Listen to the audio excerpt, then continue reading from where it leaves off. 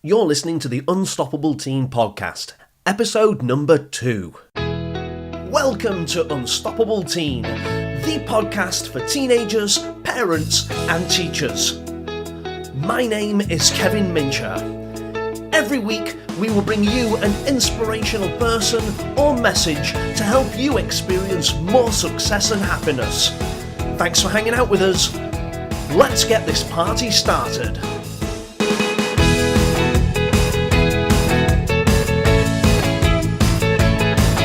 Hello Unstoppable Nation, it's Kevin here, and in this episode I'm going to answer your questions on what has become the hottest topic over the last 2 decades that I've been working with teenagers, and that is how to overcome shyness and have more confidence. It was Molly from Bakersfield in California, hello Molly, who recently wrote to me by Facebook and asked me the following question. She said, I'm 15 years old, I'm a very shy girl, and I don't have any confidence at all. I'm afraid to do a lot of things. I would really like it, and it would help me if you could please give me some tips on how to overcome this. Well, first of all, Molly's not the only person that's been writing in about this issue around self-confidence. We had a similar question from Harry in Windsor.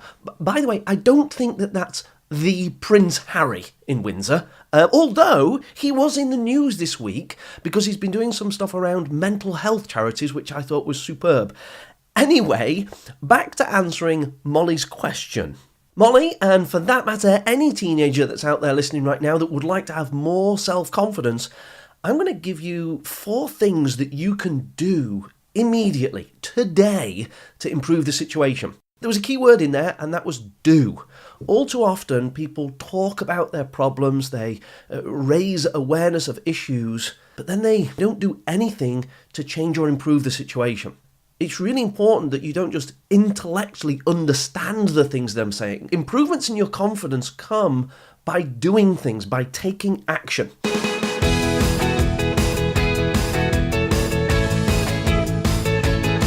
The first thing I want you to know here is that no matter how bad your situation seems, there's always a solution. That's one of my inner core beliefs. It doesn't matter what problems rise, how low my confidence gets, there is always a way to make things better. You see, a lot of people don't believe me when I say that I had very low self-confidence and low self-esteem during my teenage years.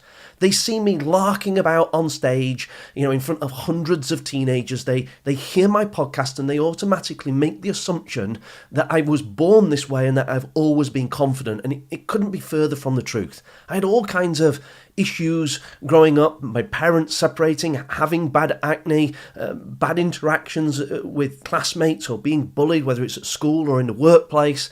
All kinds of stuff happened to me that I allowed to drain my self-confidence. The good news is that I didn't accept the situation. I went out there and learned how to improve my confidence.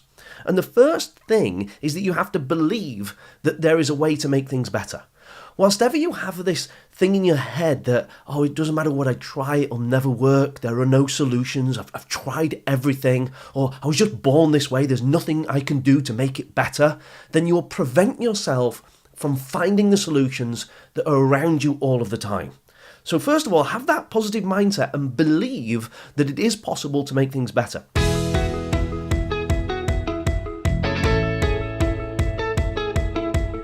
Once you've got that belief that you can improve your self-confidence, then you can go on to the second thing, which is about seeking help. Never, ever, ever isolate yourself with any problem that you're experiencing. Molly needs a big round of applause just for asking the question and seeking help in the first place. So does Harry and everybody else that's gotten in touch. The moment that you think that nobody else could possibly understand, you start to make the problem worse than it needs to be. The fact is that there are experts out there who can help you and who want to help you. So the key to finding the solutions is to ask for help. And of course, the quality of help you get is determined by the quality of the person you go and ask for help. if you need to, go and speak to your best friends if you think that they will understand and that they can help. Certainly speak to your parents or your carers. Go and speak to your teachers at school. Let them know that you're struggling with something. And you might just be surprised by the level of compassion that they show towards you, the level of understanding that they show towards you, and how much they'll go out of their way to help you. One thing that people often do when they're struggling with their emotions is they'll go and see their doctor. And that can be a great place to go. Here in the UK, we have the National Health Service and it's free healthcare for everybody. I know it's not like that everywhere around the world, but if you can go and make an appointment to go and see your doctor, then do so. I say this with an air of caution. Here in England, when we go and see our doctor, the doctor is actually called a GP. GP stands for General Practitioner. And there's this important word there, general. In other words, they know a little bit about a lot of things. So if you were sneezing or had a sore throat or you had an itchy eye, if you had any kind of ailment or issue, you go and see your GP, your general practitioner, and they'll know a little bit about a lot of things. And they'll try and help you with those problems that you're experiencing. Unfortunately, here in Britain, the average length of an appointment with your doctor is less than 7 minutes. So if you go and see your doctor about an emotional issue, where you're struggling with your self-confidence, where you're feeling shy, timid, anxious, worried, where you've got some emotional problems, there just isn't enough time in a 7-minute appointment for that doctor to truly understand the real cause of the issues that you're facing. And frankly, I'm getting fed up, not just disappointed, but angered by doctors that prescribe antidepressant drugs for a teenager within a matter of 7 minutes of meeting that teenager for the first time ever. We have so many young people who've been misdiagnosed with anxiety and depression and other mental health issues that actually they don't need to take pills or drugs that will just numb the pain. They need to learn some skills about how to think more positively, how to use their physiology and their body more positively in order to shift the way that they feel. And no pill is going to teach you that. It might numb the pain for a little while, but it won't really solve the root cause of the problem. And that's why, if you go to see a doctor that is a GP, a general practitioner, I strongly recommend that if you're struggling with an emotional issue, ask them to refer you to a mental health specialist. Ask them to send you to a counsellor. Ask them to refer you to a psychotherapist, because it's that person that has a depth of knowledge around this area of confidence and emotions.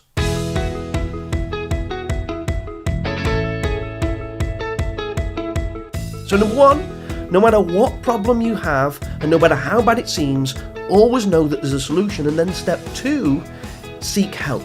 Never ever isolate yourself. Once you've got yourself into that process of seeking help, then it's time to move on to step 3. And step 3 is all about giving yourself permission to play with it and have some fun with this experience. So many of us, when we have a problem, take it so very seriously. And it's like, I've got low self-confidence. I've got anxiety issues. And we get all serious. And there are times to be serious. But you will build your confidence the more playful you become. If you take yourself seriously all the time, you won't give yourself permission to go outside your comfort zone and do some of the fun things you can do to make your self-confidence improve. If you want to improve your confidence, you have to go outside of your comfort zone. Or in other words, you have to do things that at this moment in time, you're not comfortable or confident doing. You know, the way to build a muscle is to lift weights. If you lift small weights that are easy, then the muscle doesn't grow. It's by lifting bigger weights than you're normally used to lifting that your body gets stronger.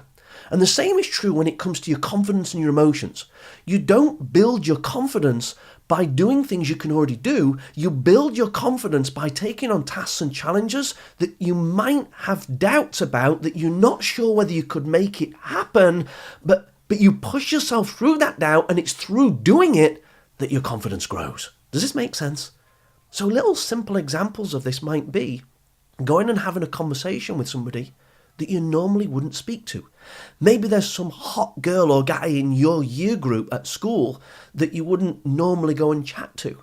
But If you go outside of your comfort zone and first of all get eye contact with that person and smile at them, then your confidence starts to grow. If you then, when you're passing in the corridor, once you've got that eye contact and smile, then just say hello or good morning to them and your confidence will grow. And then a few days later, go out of your way to stand by them in the line for the cafeteria or going to get some food or a snack or whatever it may be, and just ask them how their day's going. Or start chatting about something that's in the news at the moment, and your confidence will grow. Other things that are outside your comfort zone might be going and immersing yourself in some new form of exercise, and by moving your body, that will build your confidence. When you move your body, you start to release chemicals, hormones into your system, like dopamine and serotonin, and these are feel-good chemicals.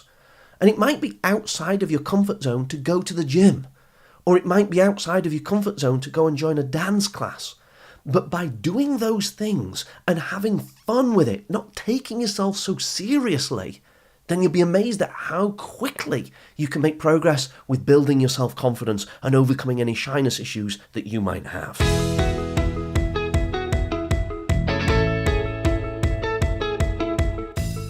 Once you're prepared to go outside your comfort zone and play with it, then you can move on to step 4, where you can apply specific, proven strategies that are known to improve your confidence.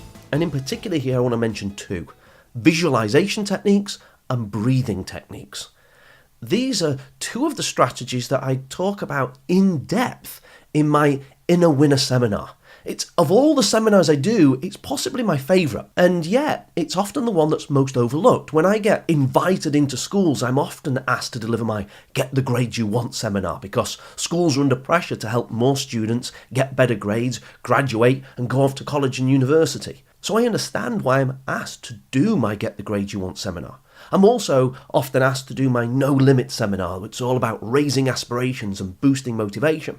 But if you were to ask me, out of all the things I do, my Inner Winner seminar I think is the most important one, because it's the one in which I equip students with proven strategies for improving their self-confidence. Because here's the thing, you've got to believe in yourself if you're ever going to use the things that you're learning to achieve any goals that you've got. Self-belief, having certainty within yourself, trusting your own intelligence, trusting your own skills, trusting your own talents is the key that will open the door to your future success. And that's why I love delivering my Inner Winner seminar, even though it's the one that I get asked to do the least often when I go into schools. Right in the middle of the Inner Winner seminar, I share a couple of techniques that are about visualization and breathing. Around about a year ago, I was asked to share my expertise with Nike, you know, the big sportswear company that's all over the world.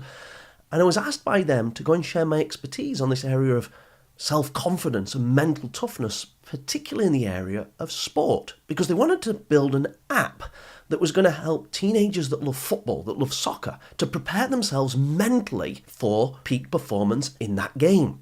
And it won't surprise you that Nike works with lots of top football athletes from all over the world, likes of Cristiano Ronaldo or Neymar or David Luiz, Hart, you name them, Wayne Rooney, all these international soccer superstars. And as we worked on this project, we found that almost all of those top elite athletes use visualization techniques to boost their confidence before a performance. In other words, what they'll do in the days leading up to a big game is they'll lay down on their sofa, on the floor, on their bed, and they'll imagine themselves performing well in the game that's coming up. They'll see themselves walking out into the stadium. They'll hear the fans cheering. They'll notice the kit that they're wearing and the colour of the kit that their opponents are wearing. And they'll see themselves executing their skills, making decisions, passing to their teammates, scoring goals, blocking things when they're defending. In other words, performing at their best. You see, research will show that the human brain can't tell the difference between reality and the things we make up in our imagination. So if you want to be confident at something, you have to trick your brain into thinking that you've already done or already achieved that thing that you want to achieve.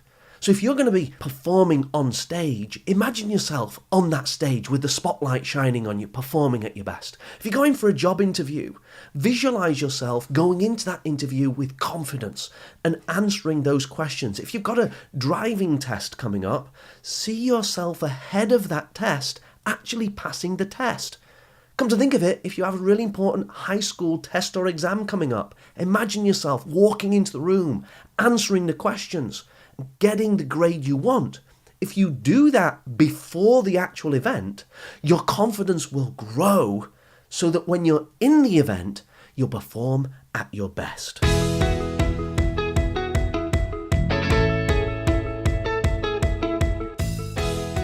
The other thing that you can combine with these visualization techniques is to calm down your breathing.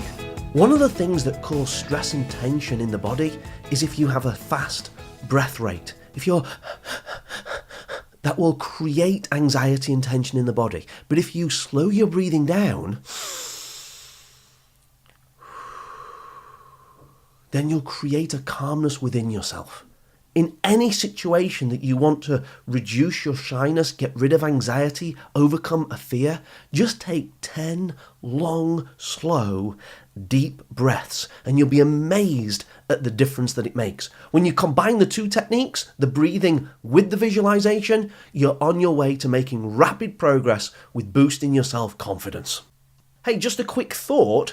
If you would like me to come to your school to share the detail of these techniques, in other words, to break down some of the science behind them, why they work, the impact that it has on the mind and the nervous system, and if you'd actually like me to work with you in person and work with your classmates and work with you in your school, then get in touch via unstoppableschools.com, and if you mention this episode, I'll happily give your school 20% off the cost of my Inner Winner seminar, for that matter, any of my seminars in your school. That'd be awesome. Come to your school and work with you in person. I'd love to do that. So get in touch, ask for the 20% off, be happy to do it, and I'll work with you and with your classmates to help you all have more self-belief and more self-confidence. How cool would that be?